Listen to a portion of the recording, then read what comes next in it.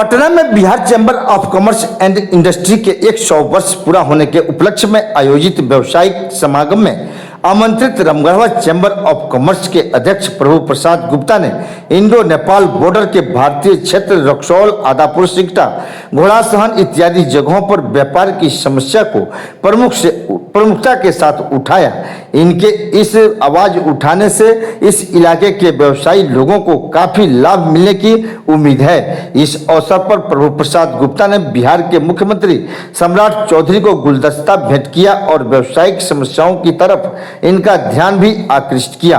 इन्होंने कहा कि इंडो नेपाल बॉर्डर पर व्यवसाय में नेपाली रुपया का बहुतायत से प्रयोग होता है, लेकिन वैध मनी एक्सचेंज नहीं होने की व्यवस्था से व्यापारियों को काफी समस्या उत्पन्न होती है। इन्होंने बॉर्डर इलाके में कई अन्य समस्याओं को गंभीरता से उठाया। आइए प्रभु प्रसाद गुप्ता से इस संदर्भ में बातचीत करते हैं। व्यवसायियों के हित के लिए हमने वहाँ प्रस्ताव रखा कुछ जो मेन बिंदु है। जो हम लोग नेपाल के करीब से आते हैं।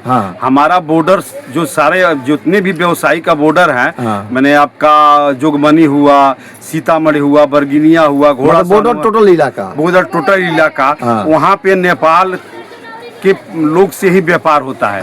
और नेपाली करेंसी से होता है।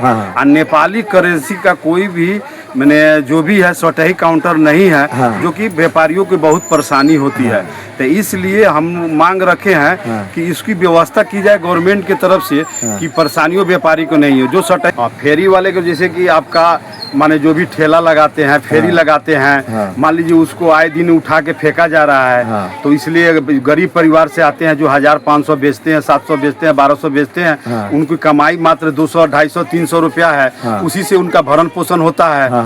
तो आज कम से कम गवर्नमेंट उसको कहीं ना कहीं उसकी व्यवस्था करके तब हटाया जाए। अगर जो भी मैंने बेतिया राज के जमीन है, जो 50 बरस, 100 बरस, 80 बरस से लोग यहाँ स्पेस पर रह रहे हैं, मकान बना के रहे हैं, तो इनकी ऐसी कोई विधि व्यवस्था हो जो कि व्यापारियों की परेशानी नहीं हो।